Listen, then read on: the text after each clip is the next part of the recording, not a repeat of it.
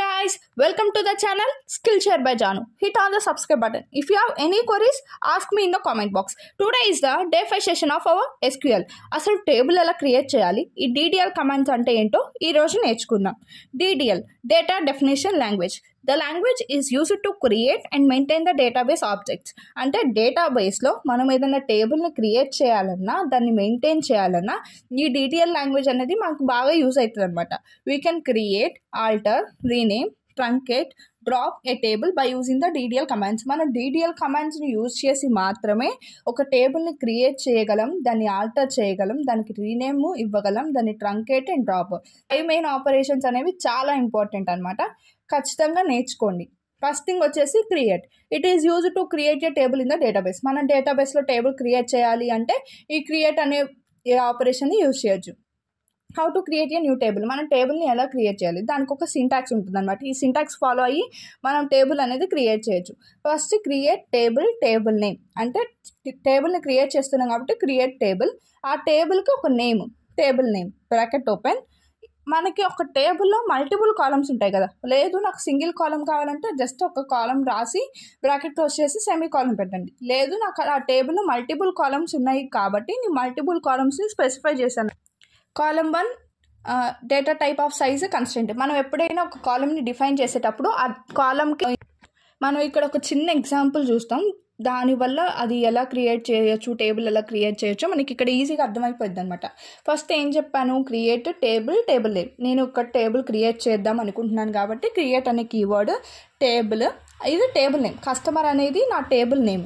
ఇక్కడ నా దగ్గర ఒక 5 కాలమ్స్ ఉన్నాయి అనుకుందాం, 5 or 6, ఎన్ని కాలమ్స్ కావాలంటే అన్ని కాలమ్స్. నా దగ్గర ఒక 6 కాలమ్స్ నేను ఈ కస్టమర్ అనే టేబుల్లో పెట్టాలనుకుంటున్నాను. ఫస్ట్ ఏం చేయాలి, ఆ కాలం ఒక నేమ్, దాని యొక్క డేటా టైపు, కావాలంటే కన్స్టెంట్ అనేది ఆప్షనల్, పెట్టుకోవచ్చు కానీ డేటా టైపు కాలం నేమ్ మాత్రం ఇట్ ఈస్ మ్యాండేటరీ. ఫస్ట్ ఏంటి, నేను కస్టమర్కి ఒక ఐడి. ఇక్కడ మనం ఒక ఎగ్జాంపుల్ చూద్దాం, దీనివల్ల మనకి సింపుల్గా అర్థమవుతుంది అనమాట అసలు టేబుల్ ఎలా క్రియేట్ చేసుకోవాలి. ఒక సింపుల్ ఎగ్జాంపుల్. ఫస్ట్ ఏం చేశాను, నేను కస్టమర్ అనే టేబుల్ క్రియేట్ చేశాను. ఏంటి, క్రియేట్ టేబుల్ క్రియేట్ చేస్తున్నా కాబట్టి క్రియేట్ కీవర్డ్ టేబుల్. నా టేబుల్ నేమ్ వచ్చేసి కస్టమర్. నా కస్టమర్ అనే టేబుల్లో 6 కాలమ్స్ ఉన్నాయి అనుకుందాం. నేను ఈ 6 కాలమ్స్ని క్రియేట్ చేయాలనుకున్నా. ఫస్ట్ కాలం వచ్చేసి కస్టమర్ ఐడి, నేమ్, ఇలా కాలమ్స్ ఉన్నాయి. ఫస్ట్ థింగ్ వచ్చేసి ఏంటి, కస్టమర్ ఐడి. కస్టమర్ ఐడి అనేది ఏంటిది, నెంబర్ డేటా టైప్ కాబట్టి నెంబర్. నేను మ్యాక్సిమం ఒక 10 నెంబర్స్ ఉంటాయి అనుకుందాం, లేదంటే 20 కావాలంటే 20, అలా స్పెసిఫై చేసుకోవచ్చు. నెక్స్ట్ కన్స్టెంట్స్ పెట్టాలి కాబట్టి నేను యూనిక్, నాట్ నల్ అనేది స్పెసిఫై చేసుకున్నా. నాకు ఇది ప్రైమరీ కీగా యూజ్ అయ్యింది కాబట్టి నేను యూనిక్, నాట్ నల్ పెట్టుకున్నా. లేదు అంటే ఇది ఆప్షనల్. నెక్స్ట్ వన్ వచ్చేసి నేమ్ అనేది ఏంటి, వేర్కార్ డేటా టైప్. ఎందుకు అంటే అది ఆల్ఫాబెట్స్ కాబట్టి నేను వేర్కార్ ఇచ్చిన, వేర్కార్ ఆఫ్ 20 అంటే మినిమం క్యారెక్టర్స్ 20. నెక్స్ట్ కస్టమర్ యొక్క ఫోన్ నెంబర్, నాకు అడ్వర్టైజ్మెంట్కి యూజ్ అవుతుంది కాబట్టి నేను కస్టమర్ యొక్క ఫోన్ నెంబర్ తీసుకున్నాను. నెంబర్ ఆఫ్ 10 అంటే 10 నెంబర్స్ ఉంటాయి కాబట్టి 10. నేను ఇక్కడ కన్స్టెంట్ అనేది మెన్షన్ చేయలేదు చూడండి, ఎందుకంటే అవి ఆప్షనల్ కాబట్టి. నెక్స్ట్ వచ్చేసి ప్రొడక్ట్ ఐడి. ఆ కస్టమర్ ఏం ప్రోడక్ట్ పర్చేస్ చేశాడు, ఆ ప్రోడక్ట్ యొక్క ఐడి. నేను దానికి నాట్ నల్, ఎందుకంటే అతను పర్చేస్ చేసింది నాకు కావాలి. అప్పుడు నాకు కస్టమర్ ఐడి, ప్రొడక్ట్ ఐడి కావాలి కాబట్టి కస్టమర్ది, నేను అది నాట్ నల్ అని మెన్షన్ చేసుకున్నా. నెక్స్ట్ ప్రొడక్ట్ కాస్ట్, అదే అతను ఏ ప్రోడక్ట్ కొన్నారో దాని కాస్ట్ ఎంత. ఇక్కడ నేను నెంబర్ ఆఫ్ 5,2 అని ఇచ్చాను. ఎందుకు అంటే మనకి ఇప్పుడు రూపీస్ అనేవి ఫ్లోట్ వాల్యూలో ఉంటాయి కదా. ఇప్పుడు సపోజ్ ఎట్లా 150.00 అని ఉంటాయి అంటే అది ఫ్లోట్ డెసిమల్ కిందకు వస్తుంది కదా, అందుకే నేను 5,2 అని ఇచ్చాను. 2 అనేది ఏంటిదంటే పాయింట్ పక్కన ఎన్ని డిజిట్స్ ఉండొచ్చు అంటే మ్యాక్సిమం 00 అని పెడతాం కాబట్టి 2 అని ఇచ్చాను అనమాట. Next not null. నెక్స్ట్ నాకు ఆ కస్టమర్ యొక్క కస్టమర్ లొకేషన్ వేర్కార్ ఆఫ్ 20 అని ఇచ్చిన. ఆల్ఫాబెట్స్ కాబట్టి ఆల్ఫాబెట్స్ ఉండొచ్చు, ఆల్ఫా న్యూమరిక్ ఉండొచ్చు.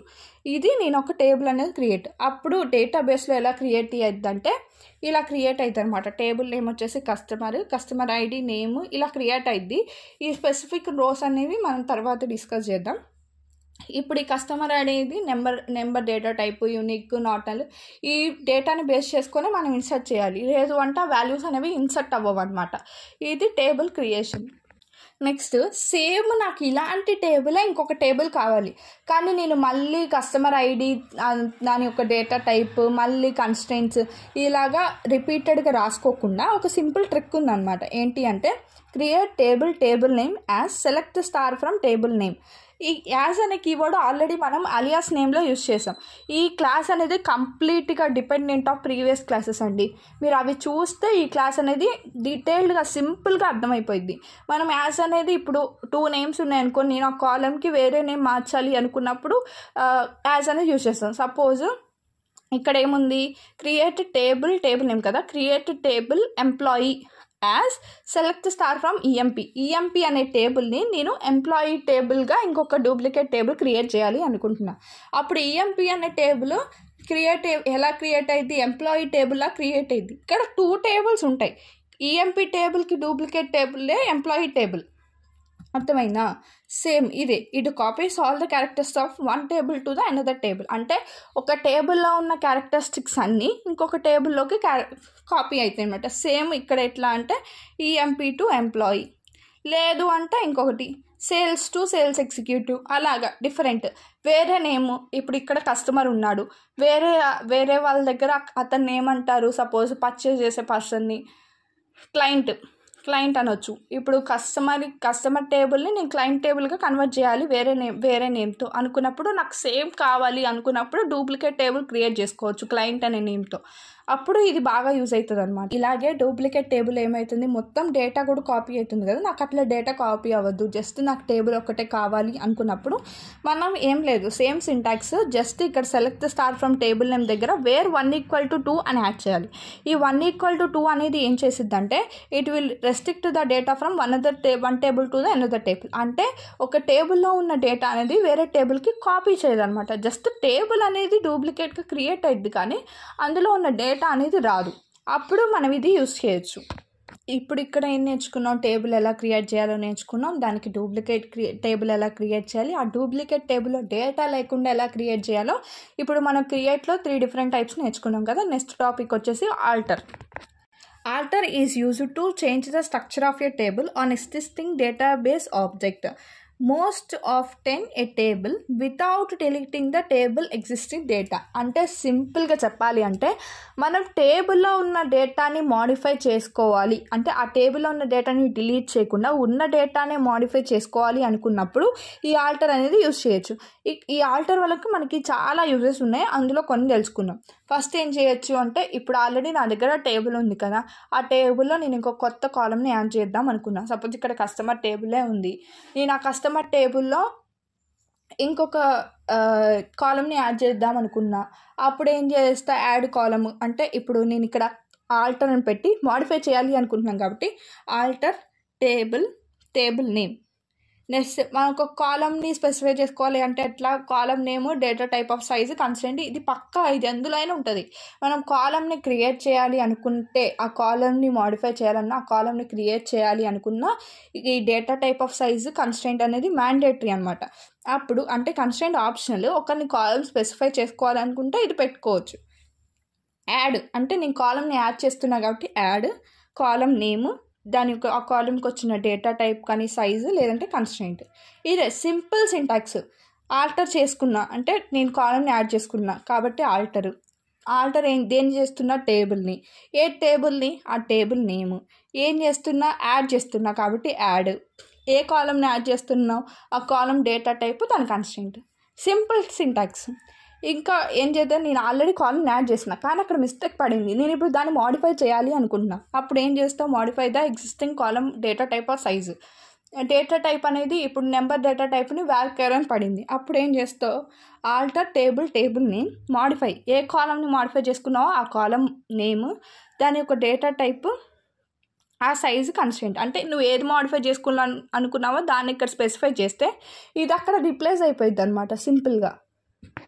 నెక్స్ట్ వచ్చేసి యాడ్ మల్టిపుల్ కాలమ్స్. అంటే ఒక కాలమ్ని యాడ్ చేస్తావు కదా, సేమ్ అలాగే మల్టిపుల్ కాలమ్స్ని యాడ్ చేసుకోవాలనుకో, ఏం లేదు ఇక్కడ యాడ్ ఉంది కదా, ఈ యాడ్ దగ్గర bracket open bracket close. Already ఇందాక మనం టేబుల్ క్రియేట్ చేయాలంటే మల్టిపుల్ కాలమ్స్ని క్రియేట్ చేసేటప్పుడు బ్రాకెట్ ఓపెన్ చేసి అక్కడ కాలమ్స్ అన్ని స్పెసిఫై చేసి బ్రాకెట్ క్లోజ్ చేసాం కదా, సేమ్ అలాగే ఇక్కడ నేను మల్టిపుల్ కాలమ్స్ని యాడ్ చేయాలనుకుంటున్నా కాబట్టి ఆల్టర్ టేబుల్ నేమ్ అని పెట్టి యాడ్ అని చెప్పి మల్టిపుల్ కాలమ్స్ని స్పెసిఫై చేసిన. అంటే కాలమ్ నేమ్, దాని యొక్క data type, constraint, bracket close, semicolon. ఒక కాలమ్ని యాడ్ చేసాం, ఆ కాలమ్ని ఎలా మాడిఫై చేసుకోవాలో చూసాం. ఇప్పుడు మల్టిపుల్ కాలమ్స్ని ఎలా యాడ్ చేసుకోవాలో చూసాం. నెక్స్ట్ ఆ కాలమ్కి నేను వేరే నేమ్ పెట్టాలి అనుకుంటున్నాను, రీనేమ్ ఏ కాలమ్. అప్పుడు ఏం చేస్తాం, ఆల్టర్ టేబుల్ నేమ్, రీనేమ్. ఇక్కడ ఒకటి గమనించారా, మీరు యాడ్ అనుకున్నప్పుడు యాడ్ కీవర్డ్ యాడ్ అవుతుంది, మోడిఫై చేయాలనుకున్నప్పుడు మోడిఫై. సేమ్ అట్లనే ఇక్కడ రీనేమ్ అనుకున్నప్పుడు రీనేమ్.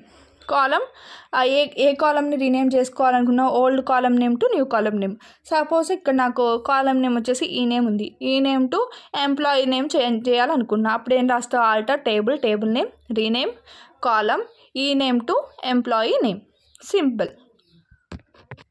మనం కాలమ్ని యాడ్ చేసాము, ఒక కాలమ్ని మల్టిపుల్ కాలమ్స్. అలాగే ఇక్కడ డ్రాప్, ఆల్రెడీ కాలమ్ని రీనేమ్ చేసిన, అయినా నాకు ఆ కాలమ్ అవసరం లేదు అనుకున్నప్పుడు, ఆ కాలమ్ని రిమూవ్ చేయాలి అనుకున్నప్పుడు alter table name, drop column name. అంటే నేను ఒక్క కాలమ్నే డ్రాప్ చేయాలి అనుకున్నా, అప్పుడు ఏం చేస్తా, డ్రాప్.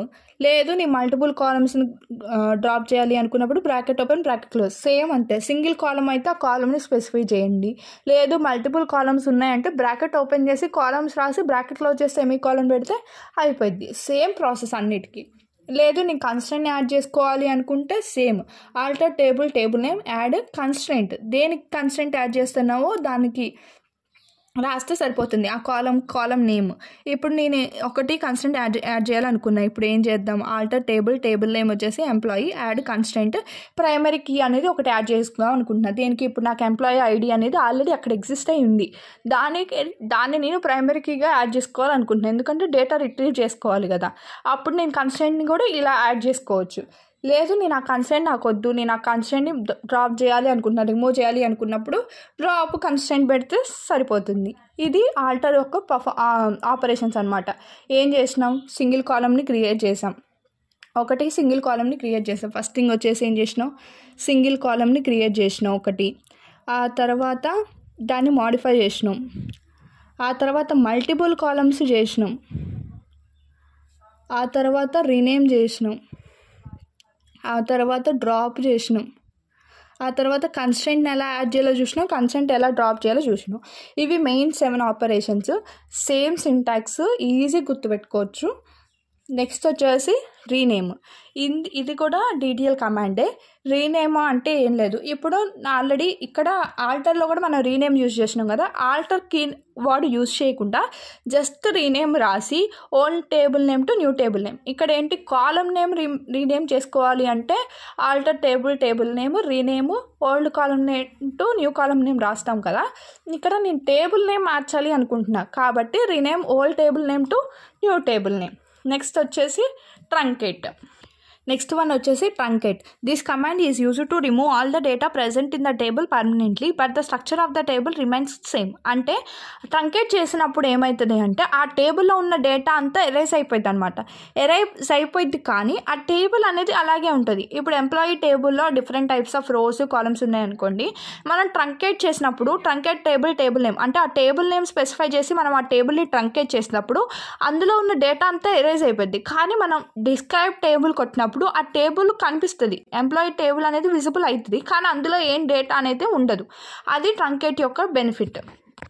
నెక్స్ట్ కాన్సెప్ట్ వచ్చేసి drop. This command is used to delete A table as well as the structure of A table permanently. అంటే ఇందాక ట్రంకేట్ ఏం చేస్తుంది, ఆ టేబుల్లో ఉన్న డేటాను ఒక్కదాన్ని డిలీట్ చేస్తుంది కదా. ఈ డ్రాప్ అనేది టేబుల్ మొత్తాన్ని, ఆ టేబుల్ నేమ్ని డేటాని అంతా డిలీట్ చేయడానికి డ్రాప్ అనేది యూజ్ చేస్తుంది అనమాట. The drop table will be stored in the recycle bin. ఒకవేళ నువ్వు అనుకోకుండా ఆ టేబుల్ని వేరే టేబుల్ని డిలీట్ చేసావు, అప్పుడు ఆ టేబుల్ అనేది నాకు మళ్ళీ కావాలి అనుకున్నప్పుడు ఆ టేబుల్ అనేది రీసైకిల్ బిన్లో స్టోర్ అయి ఉంటుంది. ఆ రీసైకిల్ బిన్ని నువ్వు చూడాలనుకున్నప్పుడు షో రీసైకిల్ బిన్ కొడితే అక్కడ నీకు రీసైకిల్ బిన్లో ఉన్న టేబుల్స్ అన్నీ కనిపిస్తాయి అనమాట. టేబుల్ని డ్రాప్ చేయాలనుకున్నప్పుడు డ్రాప్ టేబుల్ నేమ్. లేదు ఆ టేబుల్ నేను అనుకోకుండా డ్రాప్ చేసిన నాకు మళ్ళీ కావాలి అనుకున్నప్పుడు షో రీసైకిల్ బిన్ కొడితే అక్కడ రీసైకిల్ బిన్లో నీకు టేబుల్ కనిపించింది. దాన్ని మళ్ళీ ఎలా రిస్టోర్ చేసుకోవాలి అనుకుంటే మనం రిస్టోర్ చేసుకోవచ్చు by using the flashback. అంటే this command is used to restore the drop table from the recycle bin to the database. అంటే రీసైకిల్ బిన్లో ఉన్న టేబుల్ని మళ్ళీ డేటాబేస్లో స్టోర్ చేసుకోవాలి అనుకుంటే నువ్వు ఈ ఫ్లాష్ బ్యాక్ అనేది యూజ్ చేయొచ్చు అనమాట. Flash back table name to before drop. అంటే డ్రాప్ చేయక ముందు లాగా డేటాబేస్లో నాకు ఆ టేబుల్ అనేది స్టోర్ అయి ఉండాలి అనుకున్నప్పుడు నువ్వు ఈ flash back table name to before drop ఈ సింటాక్స్ యూజ్ చేసి రాసుకోవచ్చు. లేదు నాకు అసలు అది రీసైకిల్ బిన్లో కూడా కనపడొద్దు, అసలు ఆ టేబుల్ అనేది మొత్తం తప్పు, నాకు అది కనపడొద్దు అనుకున్నప్పుడు నువ్వు పర్చ్ చేయొచ్చు. పర్చ్ ఏంటంటే this command is used to remove the drop table from the recycle bin permanently. అసలు ఇక నువ్వు అది మళ్ళీ రిస్టోర్ చేసుకోలేవు, అది రీసైకిల్ బిన్లో ఉండదు, అసలు ఇక అది కనిపించదు, నువ్వు ఆ టేబుల్ క్రియేట్ చేసావు అని కూడా ఎవరికి తెలియదు. అప్పుడు ఏం చేయాలి అంటే పర్జ్ టేబుల్ నేమ్. ఇవి అంటే DDL కమాండ్స్. ఏంటది, ఫస్ట్ క్రియేట్ నేర్చుకున్నాం, తర్వాత ఆల్టర్ నేర్చుకున్నాం, తర్వాత దాన్ని రీనేమ్ ఎలా చేయాలి, దాన్ని ట్రంకేట్, ఆ తర్వాత డ్రాప్ చేసిన తర్వాత మళ్ళీ దాన్ని ఎలా రీసైకిల్ చేసుకోవాలి, ఫ్లాష్ బ్యాక్, లేదు నాకు అసలు అది కనిపించకూడదు అంటే పర్చ్. ఇవి మొత్తం DDL కమాండ్స్. నేను ఒక సింపుల్ ఎగ్జాంపుల్ చెప్తా, ఆ ఎగ్జాంపుల్ ఏంటో మొత్తం రీక్యాప్ వచ్చేసిద్ది.